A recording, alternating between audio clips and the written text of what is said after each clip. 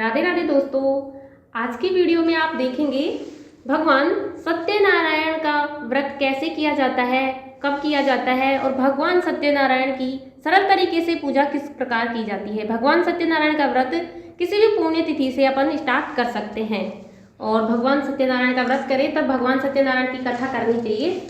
तो भगवान सत्यनारायण की कथा किस प्रकार से करनी चाहिए। सबसे पहले हम एक चौकी ले लेंगे, चौकी के ऊपर पीला कपड़ा बिछाएंगे।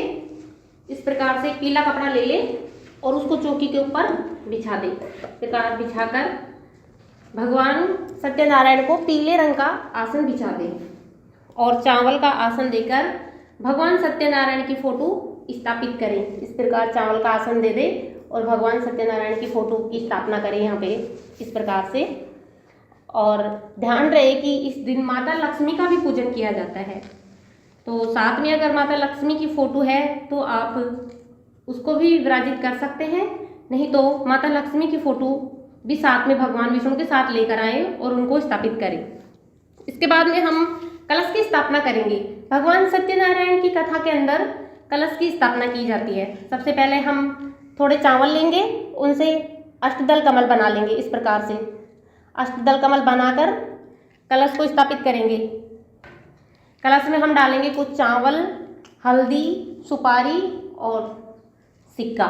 इस प्रकार इसमें डालकर और पंच पल्लव लगा देंगे। पंच पल्लव अगर आम के पत्ते हों तो लगा दीजिएगा, नहीं तो फिर अशोक के तो मिल ही जाएंगे, अशोक के पत्ते जरूर लगा दीजिएगा। और उसके ऊपर एक ढक्कन ले लें और उसमें कुछ अक्षत डाल दें। अक्षत डालकर नारियल लें, नारियल के ऊपर कलावा बांधें। कलावा बांधकर कलश के ऊपर स्थापित करें। इस प्रकार स्थापित कर दें। ध्यान रहे कलश भगवान हरि विष्णु के सीधे हाथ की तरफ हो, सीधे हाथ की तरफ ही कलश की स्थापना करनी चाहिए। और भगवान गणपति को भी आसन दे देते हैं। चावल का आसन देकर भगवान गणपति को स्थापित करेंगे। इस प्रकार से भगवान गणपति को स्थापित कर दें और भगवान गणपति को जनेऊ पहना दें। अगर आपके पास जनेऊ है तो जनेऊ पहना दीजिएगा, नहीं तो कलेवा कलेवा कलेवा पहना दें। और भगवान मेरे पास में माता लक्ष्मी और भगवान गणेश की भी फोटो है तो उसको भी यहाँ विराजित कर देती हूँ। और इसके बाद में सभी भगवान की फोटो विराजित करके सभी का पानी से आचमन करवा दें। आचमन करवाने के बाद में सभी को वस्त्र स्वरूप कलावा पहना दें। सबसे पहले मैं गणेश जी को कलावा पहनाऊंगी, उसके बाद में माता लक्ष्मी और भगवान गणपति मेरे पास हैं, इनको पहनाती हूँ। और कलश के ऊपर भी कलावा रखें और भगवान हरि विष्णु और माता लक्ष्मी को भी कलावा स्थापित करें। और मेरे पास लड्डू गोपाल है, लड्डू गोपाल को भी कलावा स्थापित कर देती हूँ, वस्त्र स्वरूप कलावा पहना देते हैं। इसके बाद भी हम सभी को तिलक करेंगे। सबसे पहले गणपति को करूँगी, माता लक्ष्मी, गणपति और नारियल के ऊपर तिलक लगाएं और जो कलश है उसके ऊपर हम स्वास्तिक बना दें। इस प्रकार से स्वास्तिक जरूर बनाएं कलश के ऊपर। और भगवान हरि विष्णु और माता लक्ष्मी को भी तिलक करें, मेरे लड्डू गोपाल को भी करें। इस प्रकार से सभी को तिलक लगाकर और अपने खुद को भी तिलक लगा लें। उसके बाद में तिलक लगाकर भगवान को कुछ दक्षिणा समर्पित कर दें। जो भी अपनी श्रद्धा अनुसार, आपकी जो भी श्रद्धा हो उसके अनुसार आप भगवान को दक्षिणा समर्पित करें। और इसके बाद में भगवान को भोग समर्पित कर दें। भगवान के भोग में आटे को भूनकर और आटे को भून लें, उसमें थोड़ा मीठा मिलाकर पंजीरी बना लें। पंजीरी का भोग ही इस दिन भगवान सत्यनारायण को समर्पित किया जाता है।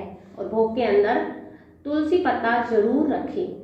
ये है पंचामृत, और पंचामृत भी जरूर बनाएं। भगवान सत्यनारायण की कथा में और भगवान हरि विष्णु के लिए पंचामृत और पंजीरी का भोग अवश्य ही बनाएं, क्योंकि इनके भोग में ये चीज़ें जरूर बनाई जाती हैं। और जो भी आप ऋतु फल लेके आए हैं, ऋतु फल का भी जरूर भोग लगाइएगा।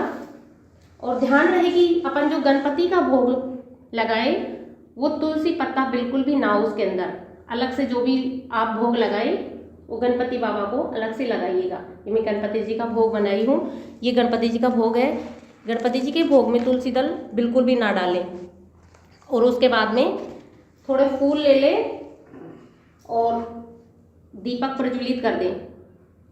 दीपक के नीचे थोड़े फूल रख लें, दीपक प्रज्वलित करें और थोड़े फूल लेकर भगवान को फूल समर्पित करें और थोड़े हाथ में पुष्प ले लें और चावल ले लें। उसके बाद में भगवान सत्यनारायण की कथा सुने।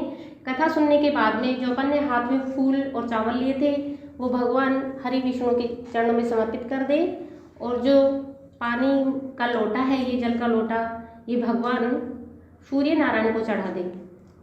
और जो हमने ये कलश स्थापित किया था, इस कलश के पानी को जब हम चौकी उठाएं, अगले दिन जब चौकी उठाएं तो ये पानी तुलसी की क्यारी में डाल दें और नारियल को तोड़कर सभी को प्रसाद के रूप में ग्रहण कर लें।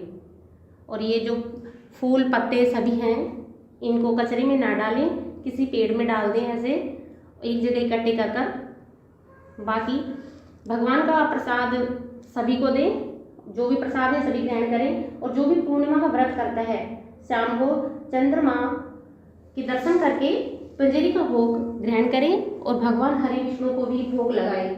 और उसको भोग लगाने के बाद में ये चंद्रमा के दर्शन करके भोग लगाकर ये व्रत खोले और कोशिश करें कि भगवान सत्यनारायण की कथा जरूर करें। अगर हर महीने आपको पंडित नहीं बुलाकर किया जाता तो खुद कर लीजिएगा और कोशिश करें कि सत्यनारायण भगवान की कथा में सभी परिवारजन को बिठाएं, क्योंकि भगवान का पुण्य फल सभी को प्राप्त होता रहे। इसलिए सभी को भगवान की कथा के अंदर बिठाना चाहिए और भगवान सत्यनारायण की कथा करनी चाहिए। ये बहुत ही सरल विधि है। अगर आपको अच्छी लगी हो तो मेरे चैनल को सब्सक्राइब करें, वीडियो को लाइक शेयर करें। और भगवान सत्यनारायण की कथा आप सुनना चाहते हैं तो मेरे चैनल पर वीडियो है, आप भगवान सत्यनारायण की कथा सुन सकते हैं और अपना सहयोग इसी प्रकार बनाए रखें। राधे राधे।